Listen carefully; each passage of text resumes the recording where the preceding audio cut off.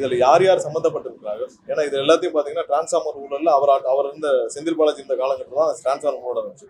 அந்த நேரத்தில் தான் காசி என்ற நபர் எல்லாம் அங்கிருந்து ஆப்ரேட் பண்ணப்பட்டாங்க. ஸோ அவர் இருந்த காலகட்டத்தில் இருந்த ஊழல்கள் தான் சமீபத்தில் சிபிஐக்கு போச்சு. என்ன மாதிரியான மோட்டிவேஷன், என்ன இன்டென்ஷன்ல இதெல்லாம் திருடப்பட்டுச்சுன்னு நம்ம விசாரணை நடந்துட்டு இருக்கு. விசாரணை நடக்கும் பொழுது நான் எது சொன்னாலும் அது சரியாக விசாரணை முடிந்த பிறகு காவல்துறை வழியாக சொன்னாங்க.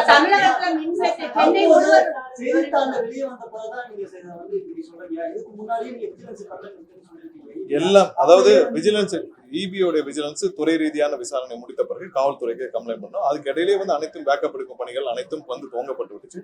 இதெல்லாம் கடந்த ஒரு வாரங்களாக கண்டினியூஸ் ரிவ்யூல எல்லாம் பார்த்துட்டு வரோம். நேற்றே இது சம்பந்தமாக யாரு எங்க செக்யூர் பண்ணாங்க அனைத்தும் டெய்லி நாங்கள் விசாரிச்சுட்டு தான் வரோம். ஸோ இது இப்போ சொல்ல வேண்டிய கட்டாயம் கண்டிப்பா. ஏன்னா உங்களுக்கு விசாரணை முடிந்த பிறகு சொல்லலாம்னு நினைச்சோம். ஸோ அதனால இப்போ சொல்ல வேண்டிய கட்டாயம் கண்டிப்பா. எத்தனை பேர் கைது பண்ணிருக்காங்க சொல்றோம். எனக்கு காவல்துறை விசாரணை நடந்துட்டு நம்ம சொல்ல வேண்டாம்.